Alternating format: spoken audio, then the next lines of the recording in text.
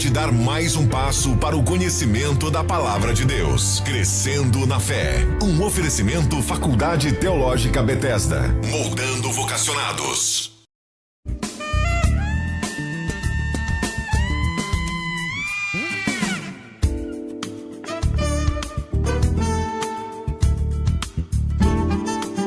Uma boa tarde na graça e na paz de Jesus. Eu sou o pastor César Cavalcante e começou, tá no ar mais uma edição do Bom e Velho Crescendo na Fé.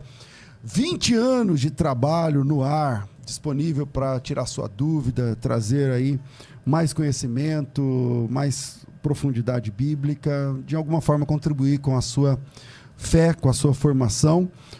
Na técnica do programa está aqui o Cláudio, parece que ele está impossibilitado de dar um tostão da sua voz hoje aqui, e a culpa é minha, porque a nossa mesa está cheia. Terça-feira é dia do pastor Paulo Sérgio Batista, o nosso historiador. Bem-vindo, pastor Paulo. Pastor César, é um prazer poder estar aqui mais uma vez, esse programa que tem abençoado a vida de tantos, e com a mesa aqui hoje repleta também, muita gente para ajudar. Legal, Deus abençoe. Mandar um abraço, César, para o Wesley lá de Caucaia, Wesley Oliveira lá de Caucaia, no Ceará, meu irmão, que assiste o programa direto. Você que era Caucaia aqui de Guarulhos, não, é lá do Ceará. Caucaia é lá no Ceará, meu irmão. Um abração, Wesley. Fortaleza, exatamente, grande Fortaleza. Grande Fortaleza. Com a gente aqui também, quem nasce em Fortaleza é o quê? Fortalezense? Fortalezense, está aqui outro fortalezense. Então vocês são, claro, então vocês são desse lado aí. Pela cabeça você já tem uma ideia. Já mais ou menos, né? Reverendo Samuel Ribeiro, bem-vindo, que é o Crescendo, a primeira vez do Crescendo na Fé, bem-vindo. Isso. É porque o HD é maior, por isso que a cabeça é maior, né? Exatamente. Normalmente eu digo que eu sou da capital do Ceará, em respeito aos torcedores do Vozão, mas um abraço aí para todos que nos acompanham e um abraço pessoal da Caucaia, aproveitando. Lá tem que torcer para quem? Como é que os times lá de Fortaleza? Cara, se você é um cara de bem, você torce pro Ceará. Se você não é, torce pro Fortaleza. Eu não gosto de futebol, porque Jesus disse, para a bola, tira até aviar o campo, porque o juiz é inico. Então eu tô fora disso aí, bicho. Futebol eu tô fora. Com a gente aqui também, pastor Matheus Alves, torcedor do Cruzeiro. Bem-vindo, pastor Matheus. Misericórdia, paz, irmão. Deus abençoe todos vocês que estão nos assistindo. Mas não pergunta pra mim, quem nasce em Belo Horizonte é o quê? Quem nasce em Belo Horizonte é o quê? Atleticano. Maravilha. Tamo junto. E hoje temos aqui um ouvinte que acompanha a gente faz tempo, mas que sempre participou lá do Japão também, que é o Anderson do Japão. Lembra quando tinha o telefone do Japão? Chega aqui, por favor, Anderson, dá isso, aparece aqui com a gente. Olha aí. Olha a camiseta do cara, mostra o texto. Dá um alô aí. Desde quando você acompanha a gente? Já faz uns 7 anos já. 7 anos de grande tribulação. 7 anos comecei a assistir, não parei mais, daí virei aluno e você fica e passei para outros, e hoje tem pessoas que seguem vocês lá, graças a mim, ligam para cá, graças, e que isso cresça. E lá no Japão, para acompanhar o Crescendo na Fé, tem que ser de madrugada, né? É onde eu dormia, 2h30 da manhã, 3 horas, é onde a gente pode fazer as perguntas. Que legal. Porque a gente trabalha em 3 turnos diferentes, então dependendo do horário que você O pessoal lá trabalha mesmo, hein, mano? É 12 horas todos os dias, de segunda a segunda. Mas não tem folga, não? Feriado? Fim de semana? Como se fala japonês? Yasumi Nashi. Todo mundo entendeu. Só que descansar não tem. Eu entendi outra coisa, eu entendi quando eu assumi nada. César, e tem um outro ouvinte lá do Japão que acompanha já há muito tempo, que é o Gutierre Okada. Lá do Japão também. Você conhece? Sim. Você conhece olha também? Sim, se não pessoalmente, mas a gente até se falou. Olha aí. Por causa do programa também. Por causa do programa, tem um olha aí. que ligou, tem gente que liga hoje e fala assim, olha... Um abração pra ele, hein, Gutierre? Tá lá e ficou... Que legal. Um abraço aos nossos irmãos que estão aí no Japão. E obrigado. Ó, o Anderson me deu essa nota aqui, ó. Dá um close aqui. Eu estou rico agora, você tá entendendo? Uma nota de 1.000 aqui. Não pergunta quanto vale, não. Mas se trocar uns 50 centavos. Fica quieto. É mais ou menos isso. Não quer focar aí, ó. Olha lá. Pronto. Ó, pronto. Tá essa nota. 1.000 o quê aqui? 1.000... Iene. Tem 1.000 ienes. Ienes. Isso. 1.000 ienes, tá bom. Eu não vou perguntar quanto vale em reais para eu ficar sentindo que eu ganhei milão, entendeu? Tá, é isso aí. Tamo junto. Ouvinte ao vivo, WhatsApp 974174129. Quero mandar um abraço às rádios que transmitem esse programa. 87,5 São Paulo, 100,3 também no interior de São Paulo, 92,7 sul de Minas Gerais. Outra que eu não lembro o número. Deus abençoe a todas as rádios que transmitem o programa Crescendo na Fé, Rede Plena em Cristo e todo o pessoal que também acompanha pelo aplicativo. Vamos trabalhar. Alô? Alô, boa tarde. Boa tarde, quem fala? Ô, Pai do Senhor, pastor César, aqui é o Gabriel de Santa Catarina. Gabriel de Santa Catarina, o cara no DDD, no interurbano, e a gente gastando tempo aqui. Gabriel, qual que é a sua cidade aí em Santa Catarina? Aqui é Joinville, pastor. Joinville, maravilha. Bem-vindo, meu irmão. Isso. Pois não? Ô, graça e paz para todos, o pastor Paulo aí, o reverendo. E parabéns aí, pastor, pelos 20 anos aí da rádio. Amém, glória a Deus. Bora lá. Ô, pastor, a minha pergunta é: Jesus vai voltar antes ou depois da... Brincadeira. Vai voltar antes ou depois da tribulação? A tribulação começa agora. Vamos lá. Brincadeira, pastor. Manda. Só para descontrair. A minha pergunta é um pouquinho técnica, pastor. É que eu estava estudando o hebraico e eu vi no paleohebraico que o tetagrama, ele é um braço, duas mãos para cima, um prego e duas mãos para cima. Tipo, parece que para contemplar o braço pregado, né? E a minha pergunta seria: será que por causa disso que tem tantas passagens no Velho Testamento falando sobre o braço forte do Senhor, a destra do Senhor? Essa é a minha primeira pergunta. E a segunda? Não sei se... A segunda tem um texto que eu estava até procurando, que eu estou no trabalho aqui, que Jesus fala que ele conheceu os discípulos que ele chamou, né? Então, quando ele já conhecia que Judas ia trair ele, e ele mesmo assim chamou Judas. Isso não foi uma predestinação? Só que ao mesmo tempo, ele não tirou a responsabilidade de Judas, né? Porque eu vejo que até o último momento ele vai exortando, né? E até o último momento eu vejo que ele dá uma oportunidade para Judas. Não, mesmo ele predestinando Judas, escolhendo ele não tirou a responsabilidade humana. Então, essa seria a minha pergunta, pastor. Obrigado. Tá certo. Obrigado, Gabriel. Deus abençoe. Amém. Bom, são duas questões, né? Uma delas do paleohebraico. Algumas pessoas, é o seguinte, ó. O paleohebraico são ideogramas. E aí vai da criatividade também das pessoas, porque é um desenhozinho, então você fala assim, isso aqui significa tal coisa e tal. Tecnicamente, é muito difícil você fazer teologia em cima daquilo que as pessoas conseguem enxergar com base nos desenhos. Mas a resposta da pergunta, por que a Bíblia tem tanto texto falando do braço do Senhor, é por causa do texto de Êxodo capítulo 6, quando ele faz as 4 promessas no versículo de número, eu não sei o versículo, acho que 6, Êxodo 6:6. Diga aos filhos de Israel: eu sou o Senhor, vos tirarei debaixo das cargas dos egípcios, é a primeira promessa. Vos livrarei da servidão, segunda promessa.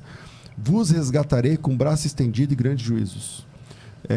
Então sempre você vai ver na Bíblia uma cadência de mensagens dizendo assim: porque eu, o Senhor, vos tirei do Egito com braço estendido, né? O tempo todo vai falar sobre o braço estendido, mão forte, braço estendido, mão forte, braço estendido. É um texto que se repete algumas dezenas de vezes no Antigo Testamento e faz parte até hoje do Seder de Pêssar, que é a leitura da Páscoa judaica. Toda a Páscoa judaica, o judeu toma 4 cálices de vinho, e cada cálice de vinho é baseado em uma dessas 4 promessas de Êxodo capítulo 6. A primeira: vos tirarei debaixo das cargas do Egito. A segunda: vos livrarei da sua servidão. A terceira: vos resgatarei com braço estendido de grandes juízos, ou grande manifestação de juízo. E quarta promessa: vos tomarei para o meu povo e serei vosso Deus. Então, essa ideia do braço estendido e grandes juízos, ele vai aparecer muitas vezes na Bíblia, talvez mais de 100, mas sempre baseada nessa história, nessa ideia da libertação. tá certo? Nós cristãos enxergamos nesses 4 cálices o cumprimento na pessoa de Cristo, porque no primeiro, vos livrarei debaixo da carga do Egito. Nosso Egito é espiritual, a carga também é espiritual e Jesus nos livra. Vos livrarei da sua servidão, quer dizer, é uma mudança da natureza agora, de escravo, você agora deixa de ser escravo. E o terceiro, vos resgatarei com o braço estendido e com grande juízo, é porque quando Jesus faz isso, ele está na cruz com os braços estendidos. E vos tomarei para o meu povo, seria o vosso Deus. Esse seria o último momento dessas 4 promessas, né? Mas, voltando ao tetragrama, por conta disso que fala lá da mão estendida, mão forte, braço estendido, é mais baseado nessa compreensão do que no paleo-hebraico. E se alguém quiser complementar, falar alguma coisa nesse sentido, senão vamos para a próxima. E aí? É isso mesmo. Então vamos para a próxima? Jesus conheceu os seus discípulos, ele escolheu Judas. Como é que fica aqui? Então todos os olhos se voltam para o reverendo Samuel. Com certeza. O nosso calvinista de hoje. Então, tem um comentário, o Calvino comentando esse texto aqui de João 17:12, né, que fala do filho da perdição, e eu acho que é taxativa essa expressão, deixando claro que ele foi condenado. Eu sei que teve um debate recentemente sobre esse assunto, mas Calvino ele comenta que há numa mesma ação 2 ações que cooperam, que concorrem ou correm juntas, né? A vontade de Deus de entregar seu filho para que ele seja crucificado e a dívida seja paga, ao mesmo tempo que existe a vontade pecaminosa de Judas de lucrar com a prisão de Jesus. Então essas 2 vontades que correm juntas, elas servem ao mesmo propósito.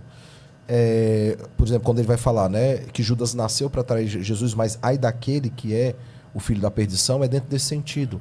Ele nasceu para trair Jesus, mas isso não é algo que ele fica imputável, né? Ele não pode ser cobrado porque ele nasceu para fazer isso, não. Está dentro da questão dos decretos, mas há a vontade pecaminosa de Judas. Por isso que talvez o ouvinte, o Gabriel, colocou essa questão, ao mesmo tempo que há o ordenamento do Senhor, há a responsabilidade humana, né?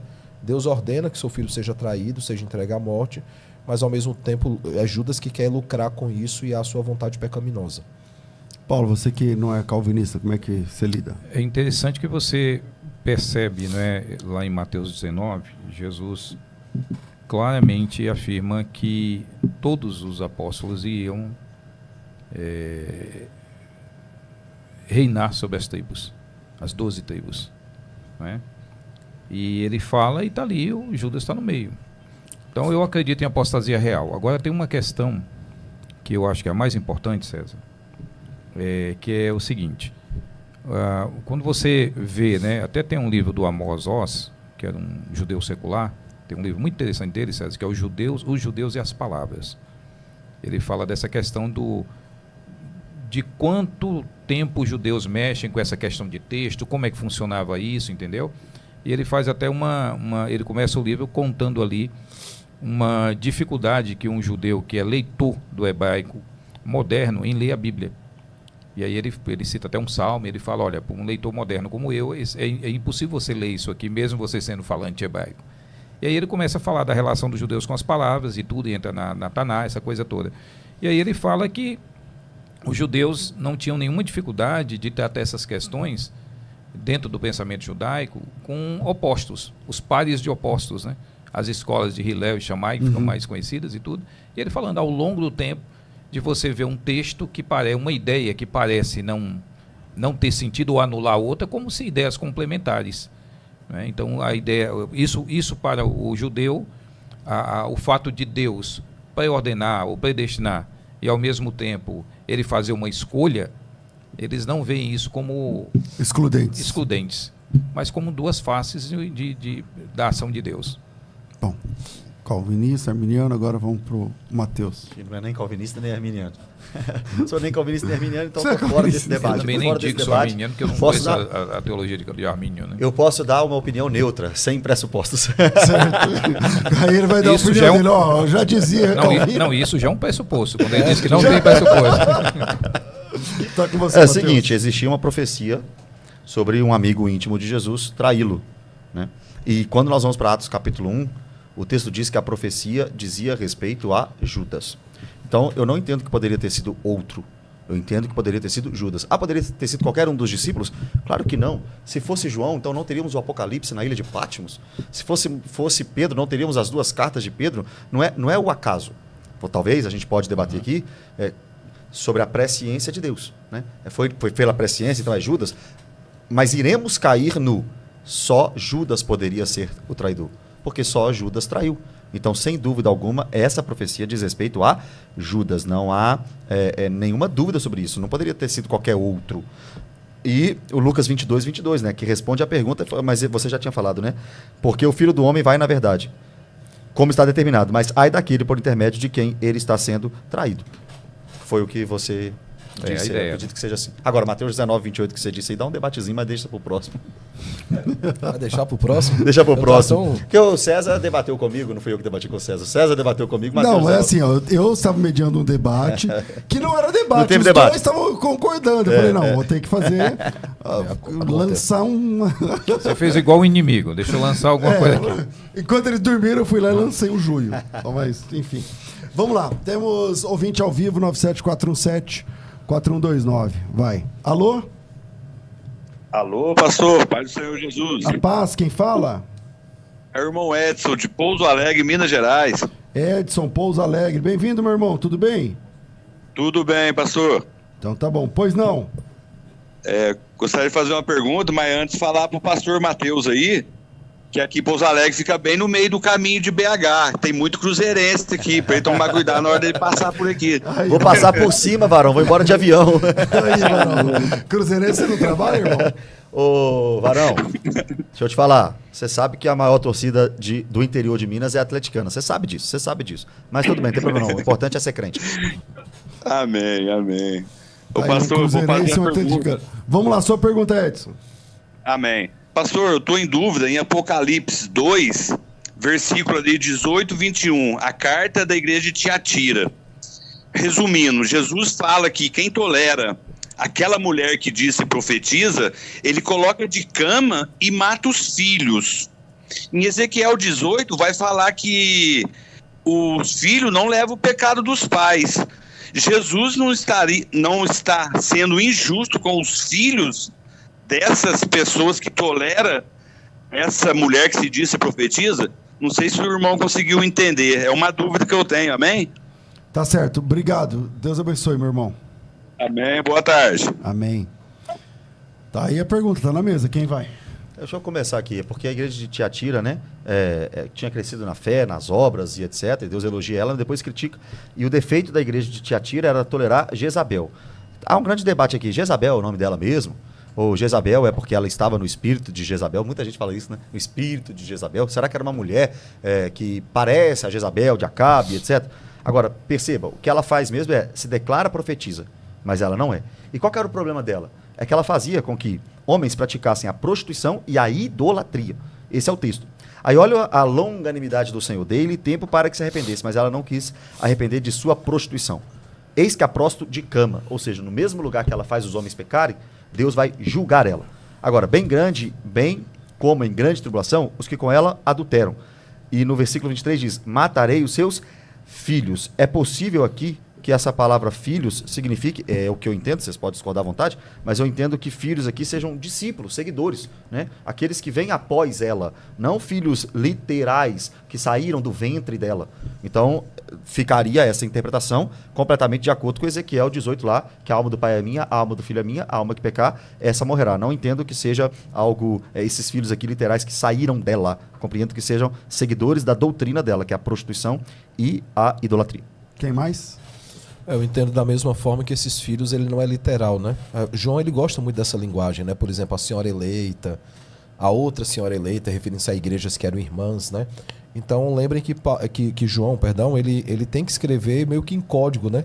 Que aquela correspondência podia ser interceptada por Roma, e aí ele fala de Roma em alguns momentos, poderia se entender que ele estava, inclusive, incitando a população contra Roma. Então, os filhos aqui, até mesmo Jezabel, como foi bem colocado, né? Jezabel não estava viva nesses dias, né? Então, ela tinha a mesma postura de Jezabel, inclusive em relacionado à idolatria, tudo aquilo que Jezabel trouxe para o povo de Deus, e os seus filhos seriam esses seguidores, discípulos, né? Então, aqueles que andavam também no mesmo caminho que ela andava e que ela incitava que outros andassem. ela também andava. Eu só não consigo entrar na questão mesmo, a analogia, né, o próstolo de cama, né, como talvez um instrumento para fazer outros pecarem. Eu creio que a falsa profecia, outras coisas podem estar dentro, junto no pacote, né? Mas era alguém que levava a igreja ao erro e que os seus discípulos também levavam ao erro, por isso todos deveriam ser punidos. Tem uma questão interessante, irmão Edson, né? Que a gente não pode perder de foco, que é exatamente o seguinte: naquela época não existe Novo Testamento, então existe tradição apostólica. Os apóstolos é que são a voz que está por trás do que é ou não verdadeiro. E aquela igreja tem a voz ali, a autoridade de João, não é? E tem a autoridade apostólica, com certeza, de informações daquilo que é ou não verdadeiro, e principalmente o aspecto da profecia, porque era um aspecto essencial da igreja, vamos dizer, recém-fundada, mesmo que a igreja aqui já tem algumas décadas de existência, né, do período de Cristo como seus apóstolos. Então, o testemunho apostólico, ele era aquele testemunho que apresentava as verdades de Deus sobre profecia e sobre tudo aquilo que a igreja deveria fazer. Se tem alguém usurpando isso dentro da igreja, pessoas seguindo sob orientação, né, e ele manda a carta e diz que dá tempo para que se arrependesse, ou seja, está sendo uma voz apostólica fazendo uma correção de um erro e não uma ideia simplesmente de uma injustiça punitiva, né?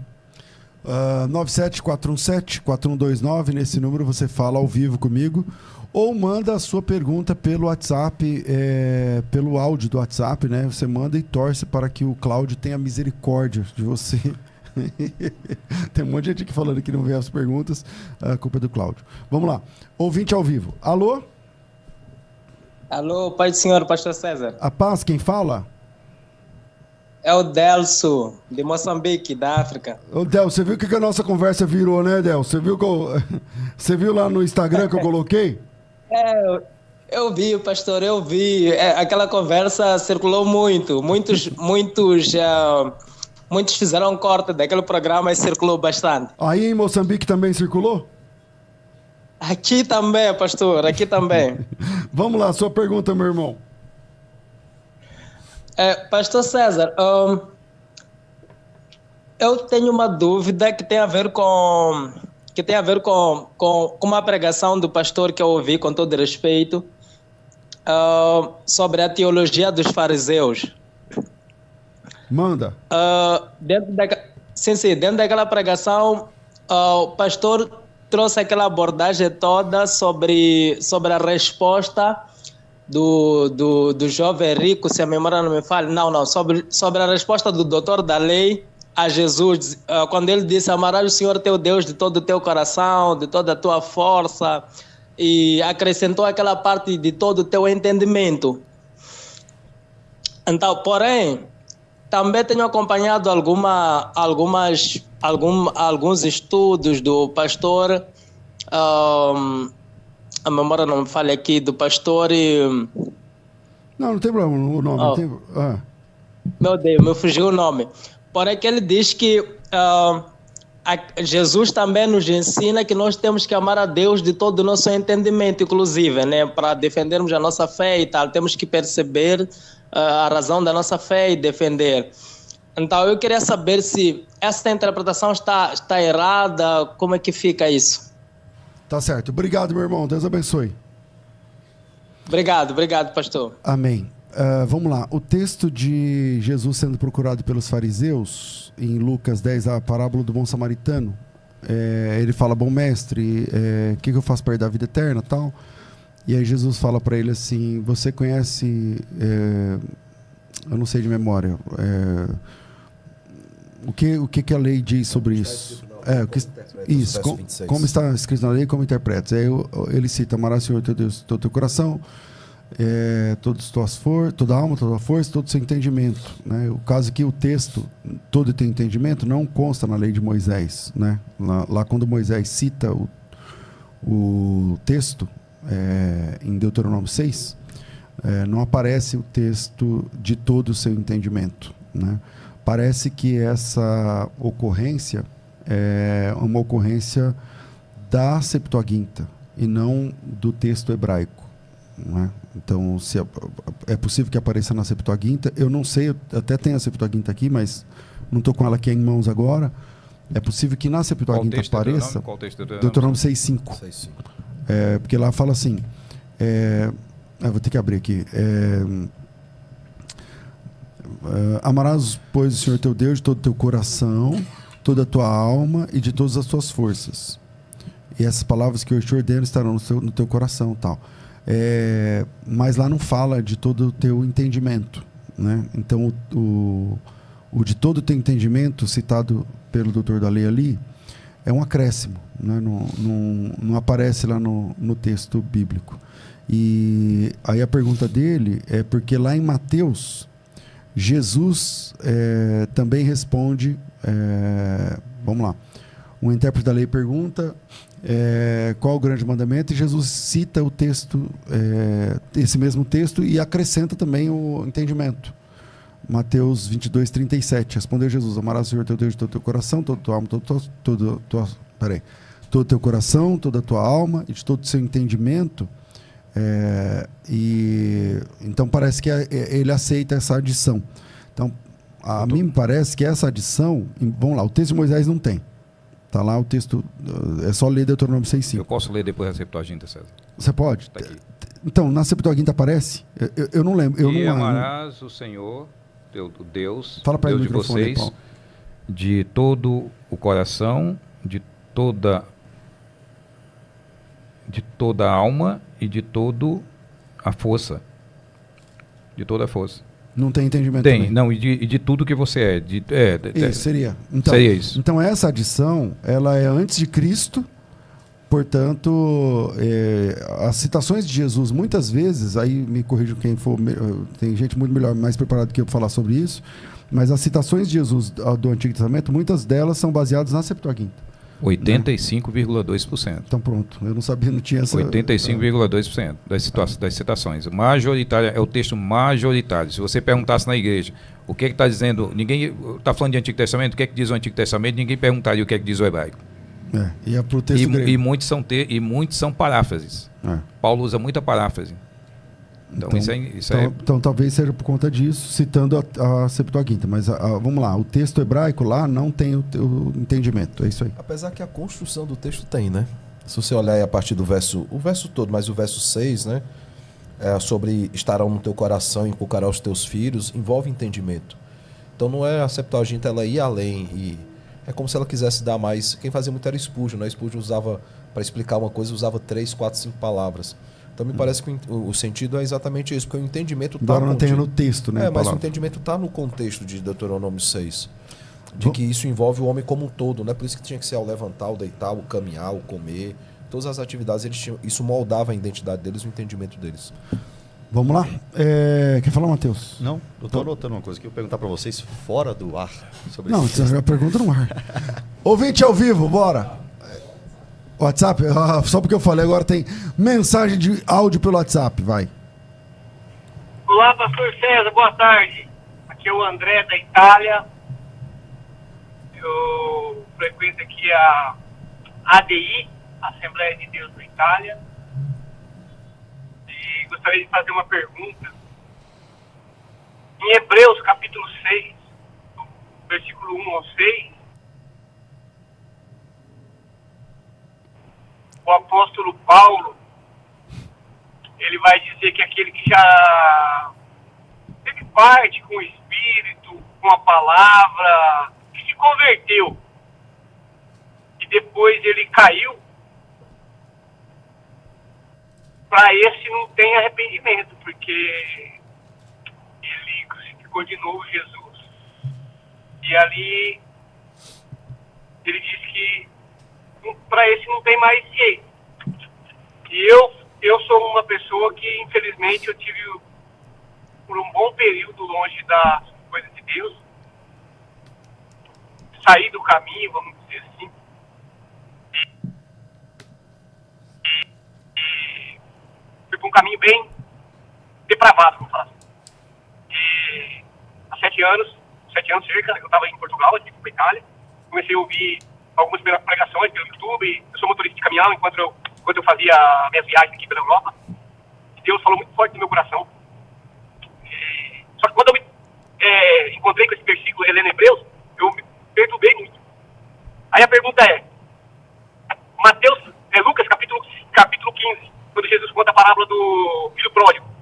Ele também saiu dos caminhos, vamos dizer assim, numa alusão ali, no meu caso, a mesma coisa. E naquela parábola o pai recebe o filho de volta com um abraço, nem aceitando ele ser um servo. Então, não seria uma contradição do apóstolo Paulo, contradizendo o próprio Jesus? Bom, tá aí a pergunta do André, lá da Itália. Hoje é o dia de pessoal de longe, hein, mano? Só gente de longe, ia começar... Mais longe foi do do Ceará, Anderson, né? que tá aqui, mais longe de todos é o Ceará. Vai comparar a Itália com o Ceará. O Ceará vai longe.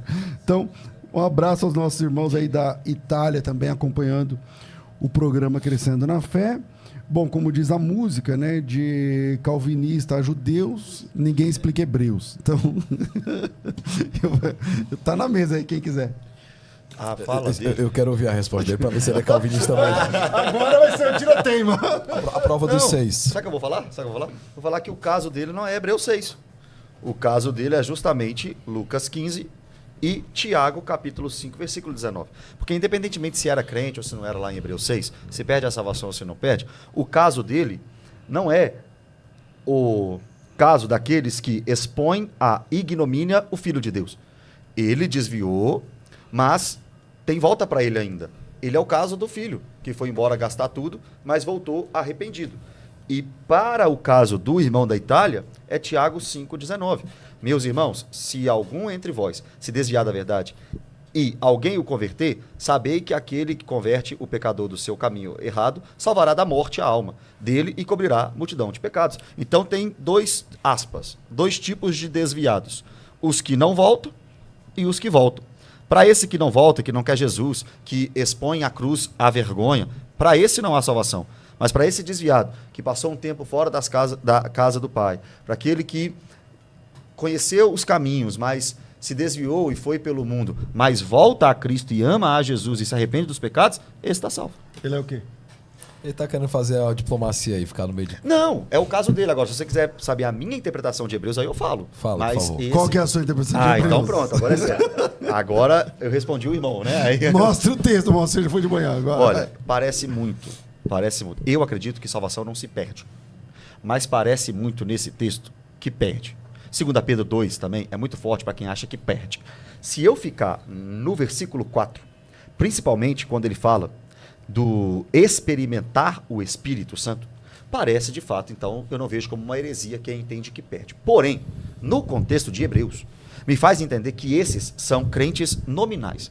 Aqueles que curaram em teu nome, que expulsaram em teu nome, mas nunca foram conhecidos por Jesus. Por que eu estou dizendo isso? Porque Hebreus 4, olha que interessante. No versículo 1 diz assim, olha, alguns de vós tenha falhado. No versículo 2, não lhes aproveitou visto não ter sido acompanhado pela fé. Aí no 3, nós, porém, que cremos. O que eu estou querendo dizer? Desde o capítulo 4, o autor aos Hebreus mostra dois grupos de pessoas. Aqueles que parecem que creram, mas quando ele vai falar de crente de verdade, ele diz, nós, porém, que cremos, entramos no descanso. É exatamente o que ele diz no capítulo 10. Capítulo 10, olha que interessante, olha o capítulo 10. Versículo 38. Todavia o meu justo virá pela fé. E se retroceder, nele não se apraz a minha alma. Quem se retrocede, Deus não se agrada. É verdade. Mas olha para crente, ó. Nós, porém, não somos dos que retrocedem para a perdição. É exatamente o que acontece no capítulo 6. Parece que no capítulo 6 esse povo aqui era crente genuíno, só que perceba, regenerado não aparece no texto. Nascido de novo não aparece no texto. Aí ele vai falar que esses provam da boa palavra, provam dos poderes do mundo vindouro, mas caíram. No versículo 9, quanto a vós outros, os crentes de verdade, todavia, ó amados, estamos persuadidos das coisas que são melhores pertencentes à salvação. Então tem dois grupos, falso e verdadeiro. Paulo, você engole isso aí, não? Não, eu acredito que quando ele diz nós, ele está falando a fé superior, a fé ideal. Não é? Então, que tem pessoas que vão se manter na fé e tem outras que não. E eu acho o livro de Hebreus também curioso, o contexto de Hebreus é o contexto de uma igreja de origem judaica, forte fé judaica, e que a questão da revelação de Deus aos judeus, e de uma forma especial, né, porque os apóstolos, eles são judeus e estão ali trabalhando toda essa construção dele, a maioria não, né, todos os 12 apóstolos Não, são são judeus, judeus, e depois vem Paulo, que é um judeu helenista que conhece de todo mundo, né? Mas, para mim, o texto está falando de que apostasia é real, porque assim, se não existe apostasia real, então não existe apostasia. Então, mas eu creio que é uma chamada de atenção para esse perigo de pessoas confundirem ou viverem uma vida. Eu entendo salvação, César, como um ato processual. É um ato, eu entrego a minha vida a Cristo e começa um processo, porque não existe fé sem obras. Essa discussão de fé, a fé e obras e tal, não existe. Como é que você mostra a fé que você tem? Como é que você apresenta a sua conversão? Como é que você apresenta o seu andar com Deus, se não for consubstanciado em obras? Então, às vezes eu acho estranho a questão da fé, simplesmente, eu tenho uma fé, eu acredito em Cristo como uma coisa meio teórica, e aí, não, aí a minha vida, a minha praxis cristã são as obras. Não, é a expressão da minha fé. Não existe uma separação entre isso, na minha opinião. Reverendo. Então, André, Deus abençoe, viu? Que bom que você está firme na igreja, Deus continue usando a sua vida, meu irmão. Sobre o texto de Hebreus, nós temos possibilidades aqui nesse texto.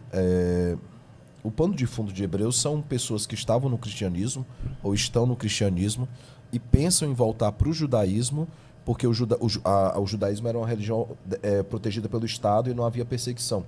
Então o argumento todo do autor aos Hebreus, que ninguém sabe quem foi, é que Cristo ele é superior a todos os ritos, ordenamentos, personagens do judaísmo, por isso não faria sentido a pessoa voltar para o judaísmo. Não fazia parte de uma colégia, né? Como eles chamavam. Que era e aí ele abre romana. justamente com isso. Por isso, pondo de parte os princípios elementares da doutrina de Cristo, deixemos-nos levar para o que é perfeito, não lançando de novo a base do arrependimento de obras mortas e da fé em Deus. Eu concordo, eu vou de trás para frente, questão da fé e da obras, né? Só que eu entendo que a fé é como manifestação de uma fé. As obras como manifestação de uma fé, não como meio para que essa fé seja obtida. Que essa é a grande discussão da reforma. Claro, mas ela só pode ser mostrada através então, de obras. mas as obras não como um meio de salvação, mas como manifestação de salvação. Sim, mas e ela aí, tem que ser mostrada. Sim, ela tem deve que ser ser evidenciada. A árvore é conhecida pelos frutos, né? Claro. A ortodoxia, a ortopraxia, que eram as duas discussões da reforma. Mas o que acontece? Por exemplo, o Erickson, ele vai olhar para esse texto e ele vai dizer que, na verdade, a melhor tradução seria se caírem. Se por acaso fosse possível caírem, aí ele vai trazer uma série de desdobramentos que a conclusão seria impossível voltar à fé porque seria necessário que Cristo morresse novamente. Já o Sproul, ele leva o argumento ao absurdo, dizendo o seguinte, tá bom, ele entende, né? Ele entende que o autor aos Hebreus está levando para o absurdo, dizendo o seguinte, tá bom, se fosse possível, ele já disse que é impossível, né? Se fosse possível que a pessoa voltasse ao judaísmo, isso representaria que Cristo teria que morrer novamente por ela. Já o Gruden, ele vai dizer que são experiências espirituais, como o pastor Mateus colocou, né? Provaram de experiências espirituais, mas nunca foram de fato regenerados. O que é um comum em tudo isso é a consequência.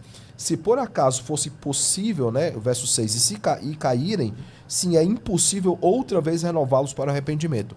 Se alguém defender que esse texto trata de possibilidade de perder salvação, tem que necessariamente defender que uma vez que perdeu a salvação, não pode ganhar a salvação de novo.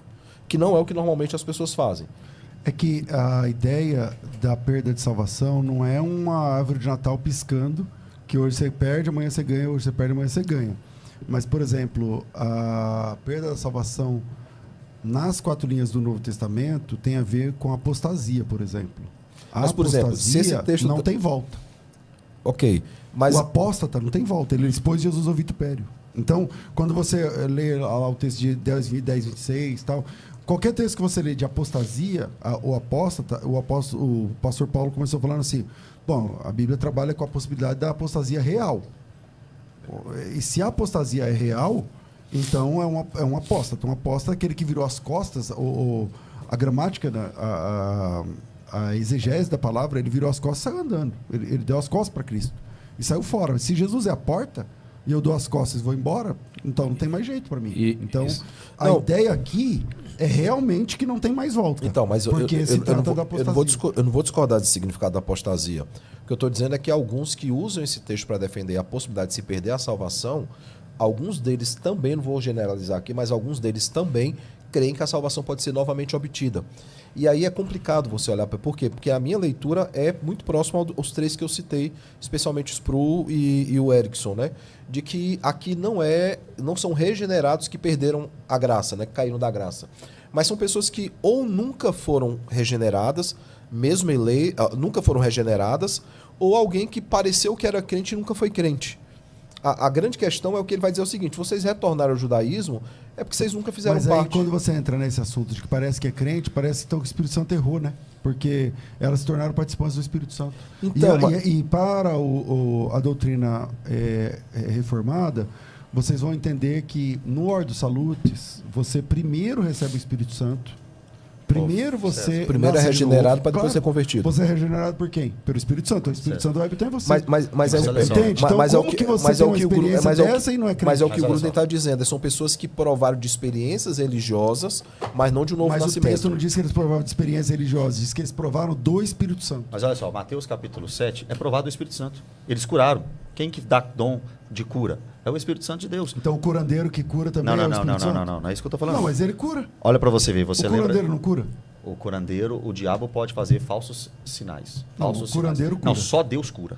Só Deus cura. Não, irmão. É só Deus que cura. Mas o que de forma verdadeira e genuína, é só Deus que cura. Mas o que acontece? Efésios 1:13. Ah, perdão, você ia falar. Por favor.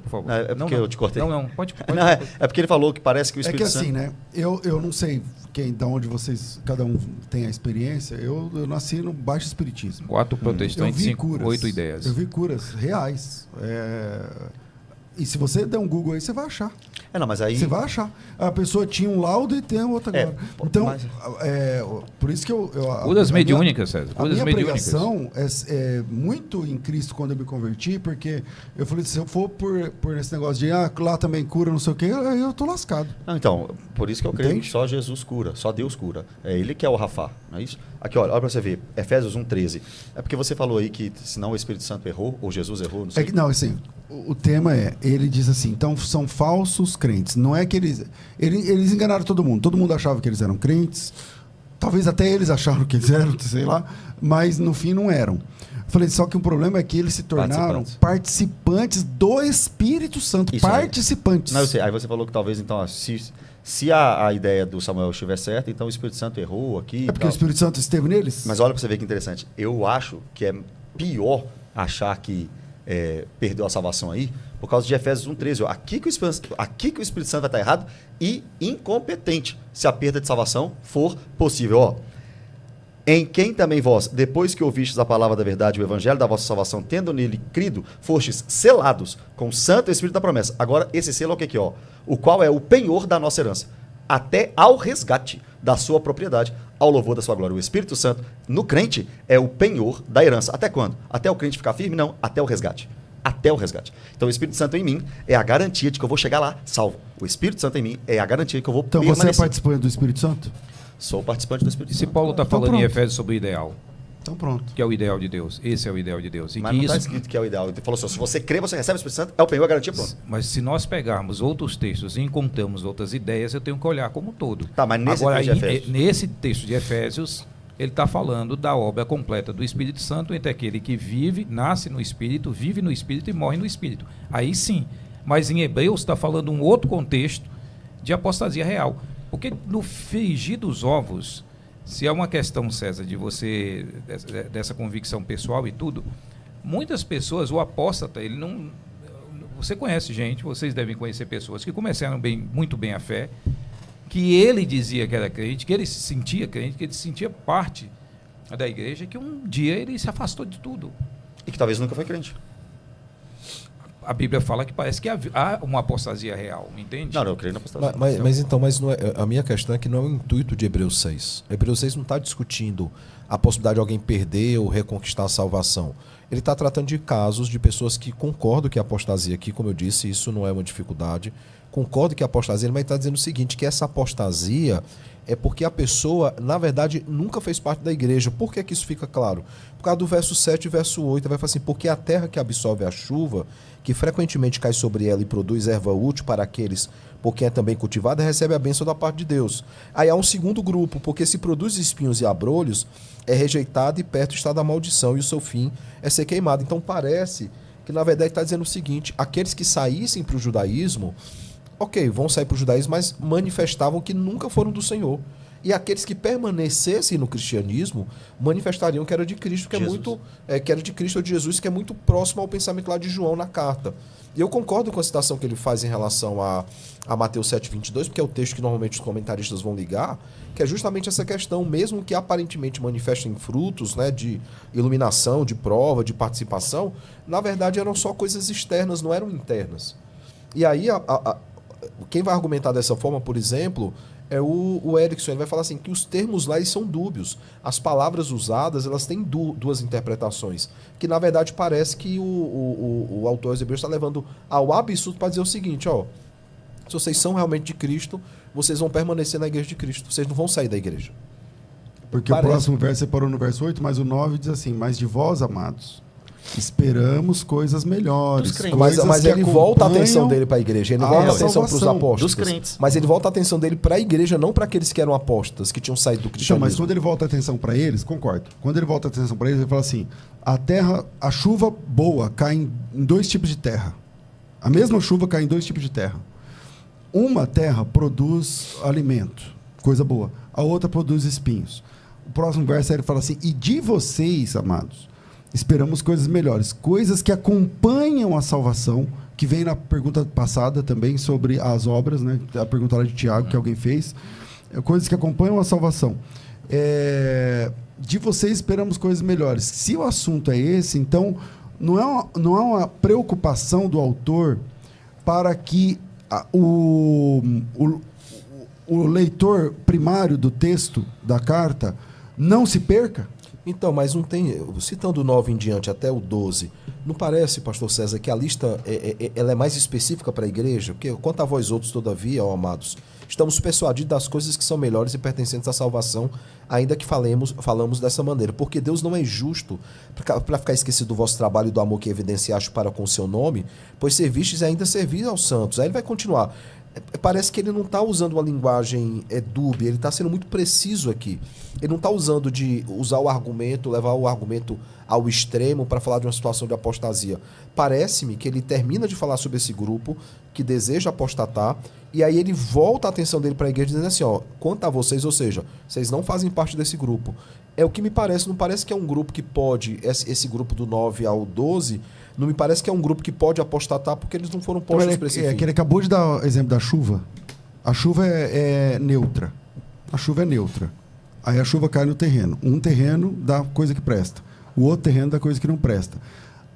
Depois ele fala assim, e vocês esperamos coisas melhores. Ou seja, o fruto que vocês devem gerar deve ser o da terra boa. Aqui, mas não é essa a lógica do texto? Não, essa é a lógica. É porque é a mesma lógica do Salmo 1, né? O Salmo 1 ele vai fazer esse jogo com o justo e com o ímpio. E também, o ímpio não é assim, ele é como a palha que o vento espalha. E também na parábola do semeador. Está todo mundo recebendo a semente, todo mundo. Mas só um tipo de solo frutifica, a 30, 60 e a 100 por 1. E quem é o responsável por fazer frutificar? Nós temos 4 tipos de solo. Quem é que dá vida para o solo? Quem é que regenera o solo, compreende? Então eu entendo que, de fato, não é perda de salvação. Apesar de eu não achar que é uma heresia, não. Então, mas quando você vai na parábola do semeador, Jesus explicou a parábola.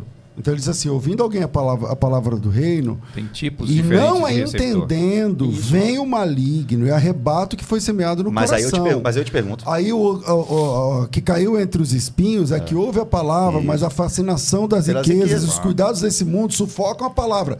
Quer dizer, de novo, tem a ver com o chão. É como eu recebo aquela palavra. Entende ou não? Não, entendi. A semente é a mesma. A semente é a mesma. A semente, onde ela entra, nasce. Não, tá, mas eu quero saber o seguinte, então. Se eu sou uma beira do caminho, ou entre espinhos, ou em solo rochoso, quem é que me transforma em solo fértil? Sou eu? Quem é que me transforma? Não, quem sempre me regenera? É Deus, sempre é Deus. Exatamente. Não existe nada que a gente faça. Com toda certeza. Nele somos, existimos e nos movemos. Mesmo que uma pessoa diga, olha, isso aqui eu adquiri por mim, não foi por você. O homem não pode Se a vida é um dom de Deus, tudo advém dela, acabou, não tem o que discutir. Então, mesmo que uma pessoa tenha a perspectiva de que ela está fazendo alguma coisa. Exato, só que nesse ponto... Nele somos, nos movemos e existimos. Exatamente. Então não depende do solo. Não depende do solo. Depende da ação do Espírito Santo. O Espírito Santo, ele tenta convencer ou ele convence? Do pecado, da justiça e do juízo. Ele convence. O Espírito Santo convence. O pai tenta atrair ao filho ou o pai atrai ao filho? É o que eu estou querendo dizer para vocês. Nós temos 2 tipos de pessoas. Aqueles que ouvem e aqueles que não geram fruto. Aqueles que ouvem e geram fruto. Aqueles que ouvem e não creem. Então aqueles a conversão que ouvem... é a anulação do eu. Não. É Ele não o tem eu mais escolha. transformado. É o eu transformado. Porque quando eu ouço a palavra e você ouve a palavra também, você converte ou não. Exemplo. Por que eu não converti e por que eu converti? Por quê? Porque nós ouvimos a mesma palavra. Por que eu converti? Quem me deu... É porque eu criei. Ótimo. Mas quem me deu fé? Quem me deu fé?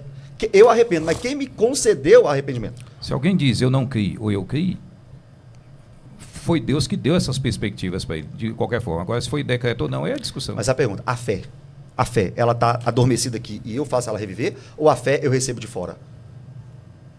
A fé é minha, eu exerço a fé. A pergunta não é quem exerce. É, de onde brota a fé?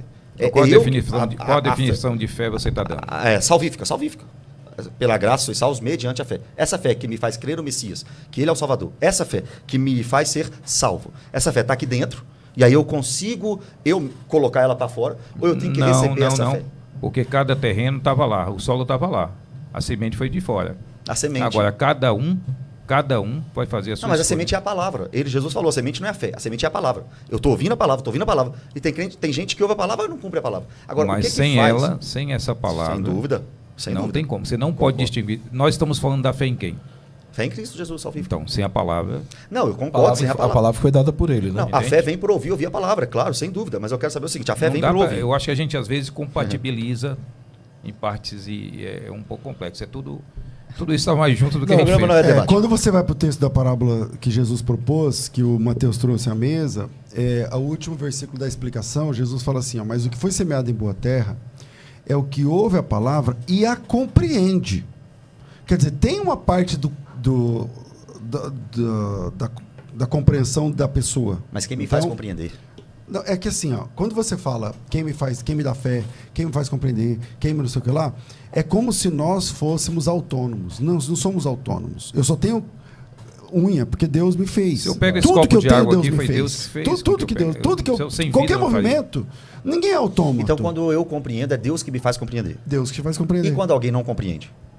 Quando alguém não compreende, é porque essa pessoa está morta nos seus delitos e pecados. E Deus não deu vida a ela. Então, essa é uma discussão muito técnica para a gente... E quando diz Deus deu... Tem uma linha para falar assim, até aqui é o homem, até aqui é Deus. Porque assim, quando diz que Deus fez a mesma Bíblia, eu entendo que a salvação na Bíblia, ela é monergista. É um só Salvador que trabalha pela salvação. Salvação é o trabalho de um. Isso vai dar um corte bom na internet, viu? Sempre falei isso. Salvação é o trabalho de um. Só que esse que é o Salvador único e suficiente, porque nenhum outro é a salvação, nenhum outro nome é dado entre os homens, nos convida a recebê-lo. Claro. E essa compreensão que parece que alguns irmãos não têm. Ele nos convida a recebê-lo e ele acha justo condenar aqueles que não receberem. Mas eu concordo. Coríntios capítulo 6. 1 Coríntios capítulo 6 diz assim, peraí que eu estou falando de cor, vamos lá. Diz assim, 2 Coríntios. 2 Coríntios capítulo 6, desculpa. 2 Coríntios capítulo 6 diz assim, e nós, na qualidade de cooperadores com ele, também vos exortamos que não recebais a graça de Deus em vão. A palavra cooperador aqui é sinergia. Só que... Entende? Eu entendo perfeitamente. Só que esse cooperador tem a ver com o que o Paulo está falando a partir do versículo 18 de 2 Coríntios 5, de Ministério da Reconciliação. Nós somos cooperadores de Cristo nessa missão. Mas o Ministério da Reconciliação é isso mesmo. Sem dúvida. Mas o Ministério da Reconciliação, na nossa parte, é pregar o Evangelho. E o que é não receber a graça em vão? Que é a continuação do versículo. Para que... Vamos pregar o Evangelho, vamos anunciar para que a mensagem surta efeito. Deixa eu só colocar algumas coisas aqui. Eu já anotei outro negócio lá atrás de Hebreus. Já vai virar um seminário aqui. Mas deixa eu só voltar para Hebreus ainda, porque eu acho interessante que Hebreus começa o verso 1 dizendo o seguinte, por isso. Obrigado, hein, André, lá da Itália, que acabou com o programa. Por isso, tem um por isso aqui. Por isso o quê? Ele está se referindo ao capítulo 5. E no capítulo 5, a crítica que o autor dos Hebreus faz é que os cristãos eles não haviam progredido ainda. Eles não haviam amadurecido, por exemplo. Ainda estavam tomando leite espiritual ao invés de comer uma comida mais forte e fazer discípulos. E aí, eu acho que a discussão de Hebreus 5 e 6 é em relação à imaturidade ou à impiedade. Alguns estavam lá que eram imaturos ainda na fé, alguns é que nunca tinham de fato sido transformados. A leitura, pelo que transcorre em Mateus 5 e liga em Hebreus 5 e liga em Hebreus 6 quando fala: por isso, pondo de parte os princípios elementares da doutrina de Cristo. Só voltando à questão do convida, eu fiz a brincadeira com o monegista, mas, por exemplo, o senhor falou que ele nos convida. Mas, e aí talvez essa seja a grande diferença. Nós não entendemos apenas que há esse convite externo. Há também a regeneração para que eu entenda esse convite. Essa é a grande diferença das Hortus Salutis arminiana e calvinista. Assim, isso, é verdade. Só que essa regeneração, para que você entenda, é que, a mim me parece, tá? Que o calvinismo ignora uma coisa que é muito clara na Bíblia, no sentido de que, no calvinismo, eu aprendo com os irmãos que são calvinistas, eu entendo que eles entendem assim. Se você está morto no seu direito de pecado, morto não crê, morto não ouve, morto não entende, morto não sei o quê, tudo bem. Então, morto não ouve. Só que na Bíblia é Deus falando com o morto o tempo todo. Não. Todo o tempo Deus está falando com o morto. Mas, ô César, espiritualmente, porque, por exemplo, até Satanás ouve Deus quando Deus fala. Até Então, Satanás. exatamente. Mas espiritualmente não É que consegue assim, calma aí, vamos lá. Satanás é um anjo, é uma outra qualidade. Eu falei até, no sentido de... Não, assim, é que assim, não se aplica porque nós estamos falando de outro tipo de natureza, de criação, não tem a ver. De possibilidade de salvação, de conversão. Exatamente, a possibilidade é nula, mas... Ciro, Nabucodonosor, então. Então, por exemplo, essas pessoas, a Bíblia diz o tempo todo que Deus está falando com mortos. Mas eles ouvem fisicamente. É claro que ouvem. Adão ouviu. Mas eles não discernem para a salvação. A prova que Adão ouviu fisicamente é... Então, se eles não discernem para a salvação, então por que Deus está falando? Porque, através da palavra de Deus, ele precisa transmitir fé. Mas, pastor César, precisa colocar fé nele. Se a gente pegar lá João 3, a conversa com Nicodemos, talvez seja uma das conversas mais esclarecedoras e tardias, né? Porque João está tendo que tratar de outros temas que os discípulos, os evangelistas não precisaram tratar. A conversa de João lá, de Jesus com Nicodemos, ela é muito esclarecedora no sentido de que só pode discernir de coisas espirituais aquele que é espiritual. E que para ser espiritual é necessário nascer de novo. Então, por isso que eu perguntei, esse convite ele pode ser aceito sem uma regeneração? Porque a via de regra, alguém que está morto, ele vai sempre recusar. A perspectiva calvinista vai dizer isso. Aquele que está morto dos seus delitos e pecados... Mas por que esse morto, pessoal, não é uma... Será que em Gênesis o público para quem Moisés está escrevendo, eles têm uma teologia tão refinada para entender essas questões? Não, mas tá falando quais as metáforas que ela usa, né? É porque está morto. Mas morto é separado de Deus, não? É porque você tem um Salmo 115, por exemplo, que mas vai dizer dizer... que é a construção que a gente tem, porque o que é que nós estamos fazendo? Nós estamos olhando a Bíblia. O texto de Moisés, a partir do pressuposto, 3.000 e poucos anos depois, com todo o nosso filtro teológico construído com vários textos. Aí a gente quer que quando se fala lá em Gênesis capítulo 3, não é? O filtro seja que esse filtro todo esteja ali quando não está. Mas dá para fazer isso, não dá, por exemplo, pela revelação progressiva. Não, mas eles coisas são reveladas no novo. O público de alto contexto não tem essa revelação progressiva. O público lá não entendia, mas a gente aqui pode entender. O público lá tem que entender. Mas, por exemplo, você pega o Salmo 115. O Salmo 115 ele tem analogias ou ilustrações muito fortes, né? Fala que aqueles que são idólatras, eles se tornam semelhantes aos seus ídolos. Quem eram os seus ídolos? Tinham ouvido e não ouvia, tinha boca e não falava, pé e não andava, a garganta não saía nenhum som. E aí depois ele vai falar o seguinte, lá no final vai falar o seguinte: os que estão mortos não louvam a Deus, nem os que descem à região do silêncio. Ele divide os dois grupos em pessoas que morrem fisicamente e morrem espiritualmente. Por exemplo, alguém que morreu fisicamente consegue nessa terra louvar a Deus? Não consegue. Mas os que morrem espiritualmente também não conseguem.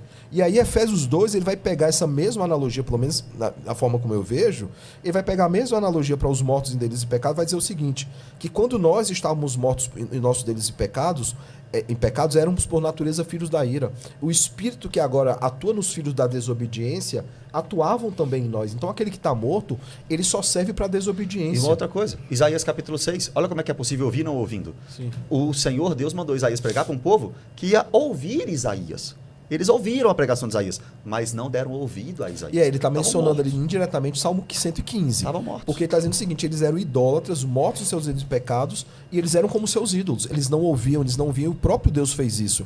Então, essa construção que é feita a partir de vários textos. Pois é, a que nos ideia dá de mais ou ouvir, menos a ideia de ouvir é praticar, né? Aquele que não ouve é aquele que não pratica. Ou seja, eles escutaram aquilo, tudo que Deus falou, mas a indisposição deles...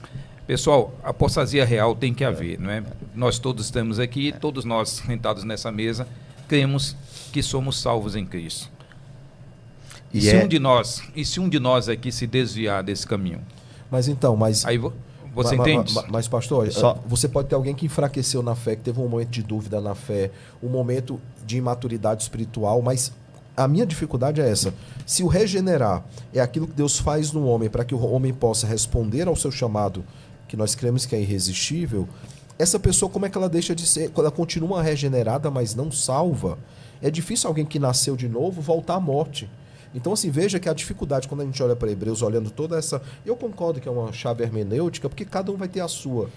Mas é difícil você entender alguém que nasceu de novo, alguém que de fato nasceu de novo, foi regenerado, ser possível que ele perca essa salvação. Por quê? Porque ele nasceu de novo e agora ele discerne de coisas que são espirituais. Ele pode ter um momento dele de fraqueza, como o André lá da Itália teve um momento dele de fraqueza, mas Deus ele não deixa que os seus se percam. É isso que é falado em João 6, em João 10. Eu também... Que a vontade do meu pai é que eu não perca nenhum daqueles que ele me deu. Eu acredito que ninguém pode arrebatar uma das ovelhas das todo-poderosas mãos do bom pastor. Porém, essa ovelha pode decidir sair. E se essa ovelha nunca quiser sair por Ela estar tão bem abraçada? Então, mas geralmente ela não vai querer sair mesmo. Ninguém pode tomar das mãos de Cristo. Nem eu posso fazer isso. Esse ninguém faz parte. Eu tô no ídolo. É que assim, você... É que assim, o texto, a Constituição ninguém pode arrebatar. Ninguém pode ir lá e buscar, tirar você. Só que a apostasia, na Bíblia, ela é tida como sendo algo real. E não fictícia. Se é real, o que é apostasia? Define apóstata. Eu me retiro. Mas a apostasia não é consequência da operação do erro. E a operação do erro não é para aqueles que são ímpios. É que você está dependendo de um texto. Mas não tem só um texto. Mas mesmo que eu pegue João 6 e... Beleza, o ninguém pode arrebatar das minhas mãos, abre imagem para a própria pessoa apostatar. Mas ele continua dizendo, e eu ressuscitarei no último dia. O texto, ele fecha o ciclo. Porque as ovelhas estão na mão do bom pastor, ele ressuscitará no último dia. Aquele que quer sair, não vai ressuscitar no último dia, óbvio. Porque Agora, ele é apóstata. Se o alguém apóstata perdeu. Olha para você ver, apostasia é alguma coisa? Sair da mão de Jesus e ir para fora da mão de Jesus é alguma coisa. Por vontade própria. É uma ação. E o apóstolo Paulo diz que nada poderá nos separar do amor de Deus que está em Cristo Jesus. Mas não Aí, sai não separa do amor de Deus. É que assim, o texto lá de Romanos 8 tem nada a ver com a apostasia. Não. Tô dizendo o amor de Deus está disponível e nada nos separa do amor dele. Isso é verdade. Não tem a ver com a apostasia, tem a ver com a segurança da salvação. Você crê que Deus ama todos? Ama todos. Então, Deus ama aqueles que vai lançar no inferno, né? Ama. Então pronto. Mas nada separa. Eu não creio que Deus ama todos. Aí infelizmente, nosso tempo é curto. Paulo, obrigado. Quem quiser o seu livro, faz por onde, Paulo? Um abraço para todos aí. Mesa cheia desse BO todo aqui, César. Meia cheia desse BO. Mas agradecer mais uma vez por estar aqui, estar com vocês. Que Deus abençoe a cada um, não é? Tem aí alguns materiais, César. Manual de Respostas Bíblicas. Quem quiser adquirir o Manual de Respostas Bíblicas. É um livro que trabalha sobre mais de 60 temas. Você tem ali sobre ciência, Bíblia, Deus. Tela. E chama por onde? Manual de Respostas Bíblicas, 7 mitos do Adventismo e o Manual Jovem de Aplicação Pessoal. Tá certo? Quem quiser adquirir, 11 98247 7867. 11 98247 7867. 11 São Paulo 98247 7867. Reverendo Samuel, obrigado mais uma vez. Pastor Paulo, só falar, eu não debati com o senhor, eu entrevistei o senhor lá no Teomídia a respeito desse livro do Adventismo. É verdade. Nós trocamos até figurinhas depois, o senhor mandou a verdade. ficha lá de membro e tudo. verdade, verdade. Nós Lá no debatemos, teu conversamos agora, nem foi um debate. Mas, pastor César, mais uma vez, obrigado pelo convite, foi um prazer estar aqui. Nessa mesa que é unidunité, né? Calvinista, arminiano, calvinista, arminiano. Eu não sou calvinista. Não sou arminiano, que eu não... Você também não é arminiano, não? Não. Eu também não sou calvinista, então. Tem que criar Um calvinista, um arminiano. Arminiano Eu acho e que outro eu sou não. arminiano, Também não é arminiano, não. É porque eu sou monergista, né? Então, não sei, eu acho que não. Sei lá. Tem que criar um Vamos tema. lá, Deus abençoe a todos. Matheus, obrigado, meu irmão. Valeu, tamo junto. Deus abençoe vocês. Obrigado, valeu. Vem, Anderson, vem cá. Diga. Agradecer mais uma vez a todos aí, foi um prazer imenso, meu coração palpita de alegria, que Deus abençoe vocês a cada vez, a cada minuto, grandemente, e assim, não tenho palavras para isso. E o senhor dá um abraço para a Cris e para a Silvana, que elas são assíduas assim no senhor, e a Cris, que é a filha dela, é sua aluna da FTB. Ah, que legal. Teologia. Um Cris e abraço. Silvana. Onde elas são? Da Zona Leste. Zona Leste. Um abraço para Cris, para Silvana. Deus abençoe, queridas. Amém. Um grande abraço. O Anderson está aqui com a gente hoje. É assim, bom, terminamos o programa. Para você que quer participar da Black Friday da FTB, fazer o curso da FTB na moleza aí, olha, 90% de desconto. Tem que participar do grupo. O link está aqui na descrição do vídeo, é só clicar e participar. Fico por aqui, amanhã tem mais. Tudo isso muito mais a gente faz dentro do reino, se for da vontade dele.